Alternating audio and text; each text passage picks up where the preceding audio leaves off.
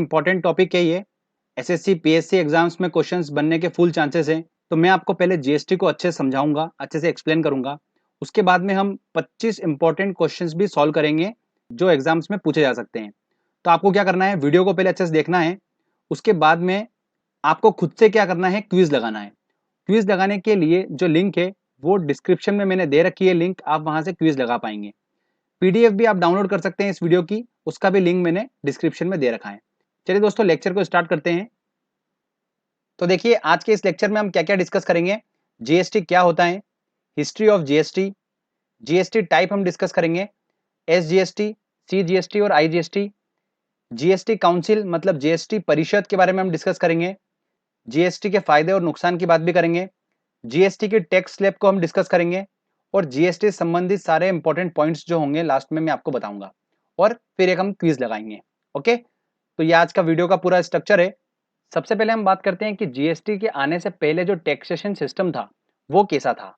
तो देखिए, पहले जो टैक्स लगता था वो दो प्रकार से लगता था। सर्विसेज पे टैक्स लगता था। कैसे? जैसे कोई डॉक्टर है वो सर्विस दे रहा है, वकील है वो अगर सर्विस दे रहा है, और कोई टीचर है तो अगर वो कोई सर्विस दे रहा है तो वो क्या देते थे, सर्विस टैक्स देते थे। और अगर कोई व्यापारी है, अगर वो गुड्स की ट्रेडिंग कर रहा है तो वो कौन से टैक्स देता था, वो देता था सीएसटी मतलब central sales tax, VAT value added tax, ET मतलब इंट्री टैक्स। इस तरीके से अलग अलग वो इनडायरेक्ट टैक्स जो होते थे वो देते थे। तो फ्रेंड्स देखिए, तो ये मैंने आपको बताया जो पहले का टैक्सेशन सिस्टम था। तो ऐसे डिफरेंट डिफरेंट टाइप के इनडायरेक्ट टैक्सेस थे। तो कौन कौन से? Value added tax VAT, CST, ET, excise duty, service tax, entertainment tax, luxury tax. ऐसे बहुत सारे टैक्स अलग अलग जो है ये सारे इनडायरेक्ट टैक्स हैं। तो काफी टाइम से ये प्रोसेस चल रही थी कि टैक्सेशन सिस्टम में एक रिफॉर्मेशन की जरूरत है, कि इसमें कुछ बदलाव हो, इसको सिस्टमेटिक बनाया जाए। तो फिर क्या किया गया, देखिए कि 17 इस तरीके के इनडायरेक्ट टैक्सेस और 23 सेस को मिलाकर क्या बना दिया गया, एक टैक्स बना दिया गया जिसका नाम क्या रखा गया, जीएसटी रखा गया। कि इन सब अलग अलग प्रकार के टैक्सों की जगह पर एक टैक्स वसूला जाएगा, उसका नाम क्या दिया गया, जीएसटी दिया गया। तो बस हम यही डिस्कस करने वाले हैं। चलिए, जीएसटी क्या होता है ये मैं आपको बताता हूं। देखिए, जीएसटी क्या होता है, गुड्स एंड सर्विस टैक्स। ये ध्यान रखिएगा, फुल फॉर्म भी डायरेक्ट एग्जाम में पूछ सकते हैं, वस्तु एवं सेवा कर। Okay, GST is an indirect tax, अप्रत्यक्ष कर। और क्या बोला गया है, डेस्टिनेशन टैक्स बोला गया है। ये डेस्टिनेशन टैक्स क्यों बोला गया है, ये मैं आपको जब आईजीएसटी पढ़ाऊंगा आगे तो उसमें आपको मैं क्लियर करूंगा कि इसको डेस्टिनेशन टैक्स क्यों बोला गया है। देखिए, भारत में जीएसटी लाने का एक ही मकसद है, इंटीग्रेटेड मार्केट को डेवलप करना, एकीकृत साझा बाजार का डेवलपमेंट करना जीएसटी का मेन मकसद है। अब बात करते हैं हम हिस्ट्री ऑफ जीएसटी की। देखिए, सबसे पहले जीएसटी लागू करने का सुझाव विजय केलकर समिति ने दिया था। किसने दिया था? विजय केलकर समिति ने। तो मैं देखिए आपको जो जो भी पॉइंट्स बताऊंगा ये एग्जाम पर्सपेक्टिव के हिसाब से बता रहा हूँ, काफी इंपॉर्टेंट है। ठीक है, ज्यादा हम डेप्थ में नहीं जाएंगे, वो पॉइंट्स हम डिस्कस करेंगे जो एग्जाम्स में पूछे जा सकते हैं। अब देखिए, संविधान के अनुसार उत्पाद शुल्क और सीमा शुल्क के अलावा और कोई टैक्स नहीं लिया जा सकता। राज्यों को सर्विस टैक्स लगाने का अधिकार नहीं था, तो संविधान में संशोधन करना ही था अगर जीएसटी को लाना था। तो अगर संविधान में संशोधन करना है तो आपको पता ही है कि वो संसद के थ्रू ही हो पाएगा। तो फिर 122वां संविधान संशोधन बिल संसद में लाया गया। कौन सा? 122वां, 122। तो आपको ये बात क्लियर है कि अगर संविधान में संशोधन करना है तो संसद में लोकसभा से भी बिल पास होना चाहिए, राज्यसभा से भी होना चाहिए और फिर राष्ट्रपति की फाइनल मोहर होना चाहिए, तभी संविधान में संशोधन हो सकता है। तो ये बिल जो था लोकसभा से कब पास हुआ? 3 अगस्त 2016 को पास हुआ। तो ये काफी इंपॉर्टेंट है, ये हमको ध्यान रखना है डेट। राज्यसभा से कब पास हुआ? ये 8 अगस्त 2016 को पास हुआ। उसके बाद में 15 राज्यों ने इसे पास किया, तो फाइनली यहां से भी पास हो गया, ये राज्यों की सहमति हो गई। और सबसे पहले जीएसटी बिल को रेटिफाई मतलब पुष्टिकरण और पास करने में कौन सा राज्य आगे था? नंबर 1 असम था। तो ये ध्यान रखिएगा, ये भी पूछा जा सकता है क्वेश्चन। राष्ट्रपति ने इस पे फाइनल मुहर कब दी थी? 8 सितंबर 2016 को राष्ट्रपति से भी ये पास हो गया था। तो इस प्रकार से 101वें संविधान संशोधन के तहत संविधान में जीएसटी को जोड़ा गया और इसे 1 जुलाई 2017 को लागू कर दिया गया। ये डेट हमको ध्यान रखना है। और हमको ये भी ध्यान रखना है कि 101वां संविधान संशोधन के तहत जीएसटी को जोड़ा गया। जो बिल इंट्रोड्यूस हुआ था संसद में वो कौन सा था? 122वां संविधान संशोधन बिल था। पर संविधान में जो संशोधन हुआ है वो 101वां संविधान संशोधन के तहत जीएसटी को जोड़ा गया है। तो ये दोनों चीज को क्लियर कर लेना। अब बात करते हैं हम जीएसटी के टाइप्स की। तो देखिए सीजीएसटी, एसजीएसटी और आईजीएसटी को लेकर हम डिस्कस करेंगे। तो देखिए सीजीएसटी क्या होता है, ये होता है central goods and service tax. SGST का मतलब क्या होता है, state goods and service tax. और आईजीएसटी का मतलब होता है integrated goods and service tax. तो देखिए सीजीएसटी जो होता है ये कौन लगाता है, ये लगाता है केंद्र द्वारा लगाया जाता है। क्लियर। एसजीएसटी जो होता है वो कौन लगाता है, राज्य द्वारा लगाया जाता है। तो चलिए हम इसको एक एग्जांपल समझते हैं कि मैं इंदौर में कहीं पर हूं और इंदौर में ही खाना खाने गया कहीं पर। तो किसी रेस्टोरेंट में खाना खाने गया, मैंने खाना खाया, तो मेरे सामने बिल आया, तो मैंने देखा कि जो मैंने ऑर्डर करा था उसका मेरा सब टोटल जो हुआ था वो कितना हुआ था, 743 रुपीज। फिर उस पर मुझे क्या देना पड़ा, देखिए सीजीएसटी कलेक्ट करा मुझसे उन्होंने और एसजीएसटी कलेक्ट करा। तो देखिए आपको दिख रहा होगा यहाँ पर 66.87 रुपीज सीजीएसटी कलेक्ट करा, ये किसको जाएगा, केंद्र को जाएगा। एसजीएसटी जो कलेक्ट करा वो देखिए 66.87, ये किसको जाएगा, स्टेट को जाएगा। ओके। तो फ्रेंड्स यहाँ पर आपको सीजीएसटी और एसजीएसटी टर्म क्लियर हो गया होगा। अब हम चलिए बात करते हैं आईजीएसटी के बारे में। तो देखिए आईजीएसटी का फुल फॉर्म क्या होता है, integrated goods and service tax. इसको संविधान में अनुच्छेद 269 ए में रखा गया है आईजीएसटी को। ठीक है, तो ये एग्जाम में पूछा जा सकता है पीएससी एग्जाम्स में, तो आपको ध्यान रखना है। तो बात आती है कि आईजीएसटी क्या है, क्या ये कोई टैक्स है क्या? तो आईजीएसटी कोई टैक्स नहीं है, ये एक ऐसा सिस्टम है जिसमें दो राज्यों के बीच में अगर व्यापार हो रहा है तो उन पर नजर रखी जा सके। ये टर्म जो होती है ये क्या स्पेसिफाई करती है कि जो ट्रेड एग्जीक्यूट हो रही है, जो व्यापार हो रहा है, वो एक राज्य से दूसरे राज्य के बीच में हो रहा है। ठीक है, बस ये टर्म स्पेसिफाई करती है, इस टर्म की हेल्प से पता चलता है। अच्छा एक एग्जांपल समझिए कि अभी मैंने आपको बताया कि मैं इंदौर में हूँ और इंदौर में मैंने खाना खाया किसी रेस्टोरेंट में, तो वहां पर मुझसे क्या कलेक्ट करा उन्होंने, रेस्टोरेंट वाले ने सीजीएसटी और एसजीएसटी कलेक्ट करा। ओके, बिल पे क्या लिखा हुआ आया, सीजीएसटी और एसजीएसटी। पर अगर मैं इंदौर में ही हूँ और मैंने राजस्थान से ऑर्डर करा, कोई खाना मैंने राजस्थान से ऑर्डर करा, तो राजस्थान से मुझे आएगा खाना, तो उस बिल पे क्या लिखा हुआ आएगा, आईजीएसटी लिखा हुआ आएगा। ये कि यही टैक्स रहेगा पूरा के पूरा, ठीक है 18%, पर वहां पर बस आईजीएसटी लिखा हुआ आ जाएगा। तो आईजीएसटी टर्म क्या स्पेसिफाई करेगी कि जो व्यापार हुआ है वो एक राज्य से दूसरे राज्य के बीच में हुआ है, बस ये स्पेसिफाई कर रहा है। तो आपको समझ में आया। तो जो आईजीएसटी कलेक्ट हुआ है वो किस किस को मिलेगा, तो वो मिलेगा केंद्र को, और सेकंड किसको मिलेगा, उस राज्य को मिलेगा जहां पर अंतिम उपभोक्ता निवास करता है। इसीलिए इसको क्या बोला गया, डेस्टिनेशन टैक्स बोला गया। अंतिम उपभोक्ता के राज्य को मिलने वाला टैक्स, जो निर्माता राज्य होगा उसको कोई भी टैक्स नहीं मिलेगा, जहां पर अंतिम उपभोक्ता निवास करता है उस राज्य को टैक्स मिलेगा। तो ये काफी अच्छा एडवांटेज है जीएसटी का। तो कुछ राज्य ऐसे हैं भारत में जो डेवलप धीरे धीरे हो रहे हैं, उनको काफी अच्छा बेनिफिट मिलेगा इससे, तो वो जल्दी डेवलप हो पाएंगे। ओके, तो फ्रेंड्स आपको ये जीएसटी के टाइप क्लियर हुए होंगे। चलिए आगे हम बात करते हैं अब जीएसटी के फायदे और नुकसान के बारे में। अब बात करते हैं हम जीएसटी के फायदे और नुकसान के बारे में। तो देखिए नुकसान तो ऐसा सच कुछ नहीं है, बस स्टार्टिंग में क्या होगा कि 3-4 साल तक महंगाई बढ़ने के अनुमान है। और अगर हम फायदे की बात करें तो इंक्रीज इन रेवेन्यू, गवर्नमेंट का जो राजस्व है उसमें वृद्धि होगी। बिजनेस करने का जो प्रोसीजर होगा वो सिंपल होगा। पहले जैसे क्या होता था कि अदर स्टेट से कुछ अगर ट्रेड करना होती थी तो सीएसटी देना होता था, फिर एंट्री टैक्स लगता था, फिर वेट, तो वो प्रोसीजर थोड़ा सा जो था वो थोड़ा कॉम्प्लिकेटेड था। तो अब जो है वो क्या हो गया, सिंप्लीफाई हो गया थोड़ा सा। जीडीपी जो होगी वो इंक्रीज होगी। और देखिए टैक्स चोरी करना ना के बराबर होगा, और जीएसटी की अगर कोई चोरी करता है तो उसे 5 साल की जेल की सजा दी जाएगी। जीएसटी में मासिक रिटर्न और वार्षिक रिटर्न का प्रावधान रखा गया है। अगला देखिए सारा लेन देन जो होगा वो इलेक्ट्रॉनिक मोड के जरिए होगा। तो यहाँ पर थोड़ी सी प्रॉब्लम देखी जा रही है कि जो पोर्टल है जीएसटी का वो ज़्यादा ट्रैफिक होने की वजह से क्या हो जाता है, थोड़ा सा वहाँ पर रिटर्न भरने में काफ़ी इश्यूज हो रहे हैं। तो ये कुछ थोड़ी बहुत समस्या है जिनको सरकार जो है वो थोड़ा सॉल्व करने में लगी हुई है।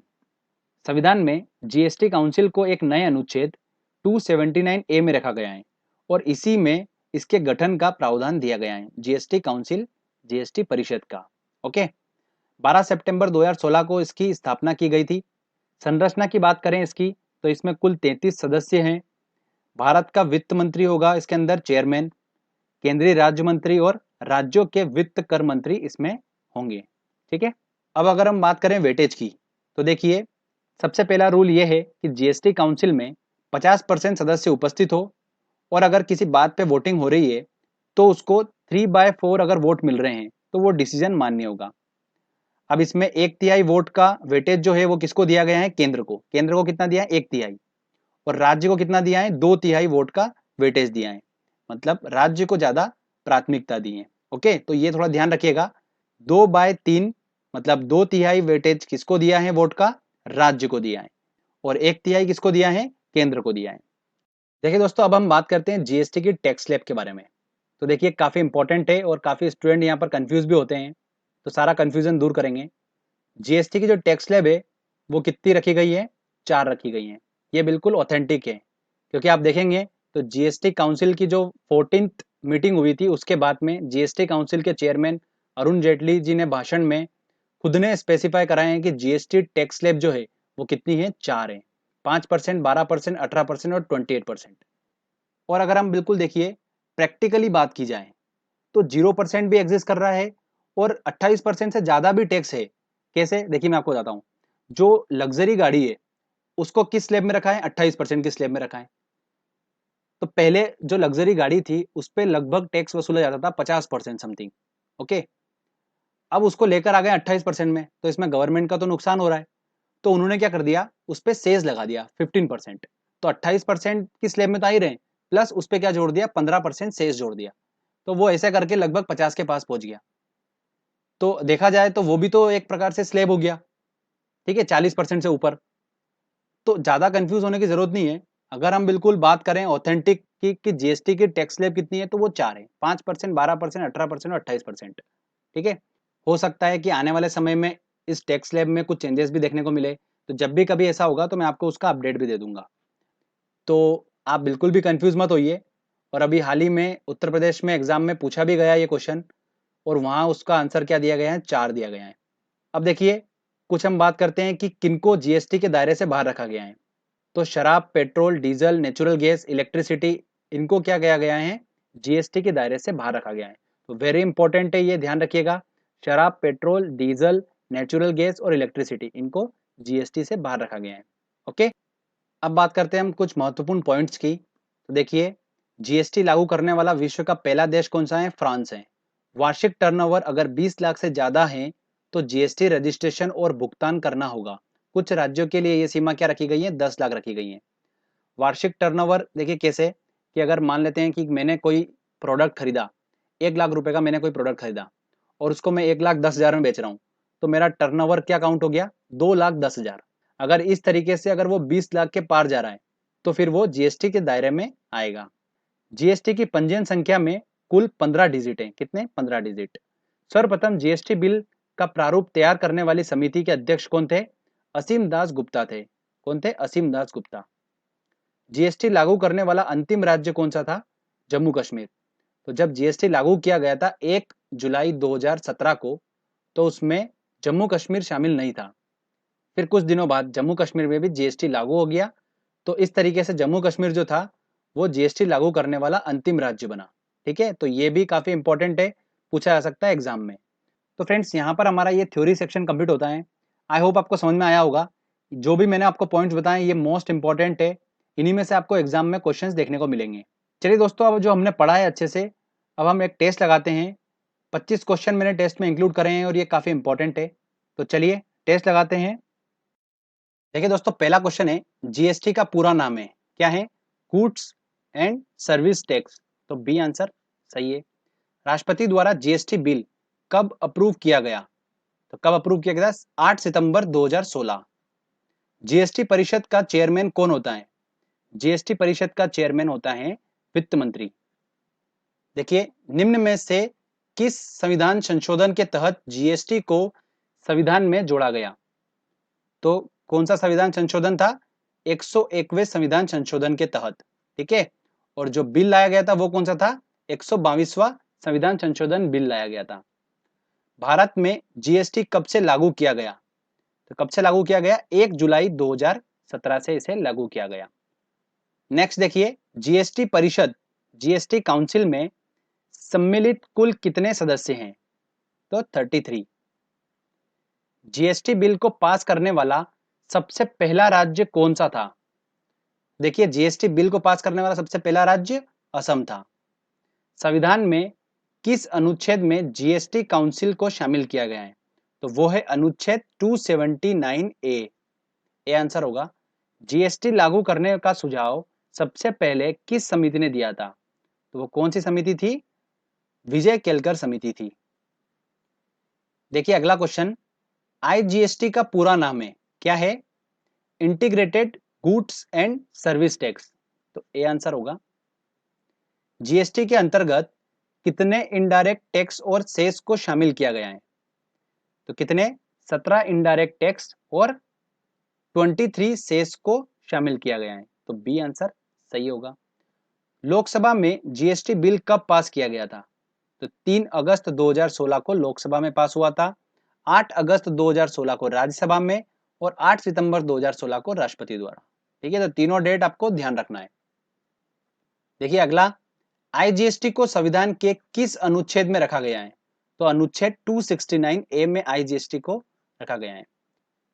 जीएसटी लागू करने वाला अंतिम राज्य कौन है? जम्मू कश्मीर है। निम्न में से किसे जीएसटी से बाहर रखा गया है? तो किसे रखा गया है? देखिए, प्लास्टिक मटेरियल, पेट्रोल, घी, पास्ता, किसको रखा गया है? पेट्रोल को जीएसटी के दायरे से बाहर रखा गया है। निम्न में से कौन सी जीएसटी टैक्स स्लैब सही है? 2%, 10%, 15%, 18%। तो 2%, 10%, 15% गलत है, 18% बिल्कुल सही है। तो स्लैब क्या है? 5, 12, 18 और 28।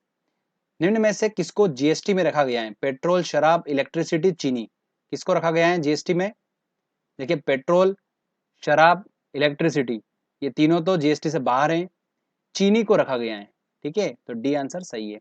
जीएसटी पंजीयन की संख्या में कुल कितने डिजिट्स हैं? कितने हैं? 15 डिजिट्स हैं। नेक्स्ट है, सर्वप्रथम जीएसटी बिल का प्रारूप तैयार करने वाली समिति के अध्यक्ष कौन थे? तो वो थे असीम दास गुप्ता। जीएसटी परिषद में राज्यों को कितना वोट अधिकार दिया गया है? केंद्र को दिया गया है 1/3, राज्यों को दिया गया है 2/3। ठीक है, तो क्या पूछ रहा है? देखिए, राज्यों को कितना दिया है? तो 2/3 दिया गया है। तो आंसर क्या होगा? बी आंसर होगा। जीएसटी एक है, इनडायरेक्ट टैक्स है, डायरेक्ट टैक्स है, दोनों है, इनमें से कोई नहीं। तो क्या है? इनडायरेक्ट टैक्स है। ए आंसर सही होगा। ठीक है, इनडायरेक्ट टैक्स होगा और डेस्टिनेशन टैक्स है। देखिए, जीएसटी लागू करने वाला पहला देश है, कौन देश है? फ्रांस है। जीएसटी की चोरी करने वाले को कितने साल की जेल निर्धारित की है? 5 साल की जेल निर्धारित की है। एसजीएसटी कौन लगाता है? तो एसजीएसटी का मतलब होता है state goods and service tax. तो स्टेट लगाती है इसको, तो राज्य सरकार लगाती है। बी आंसर सही होगा। जीएसटी से जीडीपी में कितने परसेंट की वृद्धि का अनुमान लगाया गया है? तो कितना लगाया गया है? 2% की वृद्धि का अनुमान लगाया गया है। तो फ्रेंड्स देखिए, ये जितने भी क्वेश्चंस आपको बताए मैंने 25 क्वेश्चंस, ये काफी इंपॉर्टेंट है। सारे क्वेश्चंस हमने सॉल्व करे हैं। आई होप आपने भी सारे क्वेश्चन अच्छे सॉल्व कर लिए होंगे। एक बार आप खुद से टेस्ट लगाइए, ये जिसकी लिंक मैंने डिस्क्रिप्शन में दे रखी है क्विज की, आप वहां जाइए, उस लिंक से आप अच्छे से एक बार खुद से टेस्ट लगाएंगे तो सारे क्वेश्चंस आपके दिमाग में सेट हो जाएंगे। फिर आप बार बार भूलेंगे भी नहीं इन क्वेश्चंस को। तो एक बार प्रैक्टिस कर लीजिए फटाफट जल्दी से। तो फ्रेंड्स, अगर आपको ये वीडियो अच्छा लगा है, मेहनत अच्छी लगी है, तो प्लीज वीडियो को लाइक करिए, दोस्तों के साथ शेयर करिए और कमेंट करके मुझे बताइए आपको वीडियो कैसा लगा। अगर आपने अभी तक चैनल को सब्सक्राइब नहीं करा है तो सब्सक्राइब भी कर लीजिए, क्योंकि इस तरीके के वीडियो जब भी मैं अपलोड करूंगा आपको उसका बेनिफिट मिलता रहेगा। तो फ्रेंड्स, मिलते हैं अगले वीडियो में। जय हिंद, जय भारत।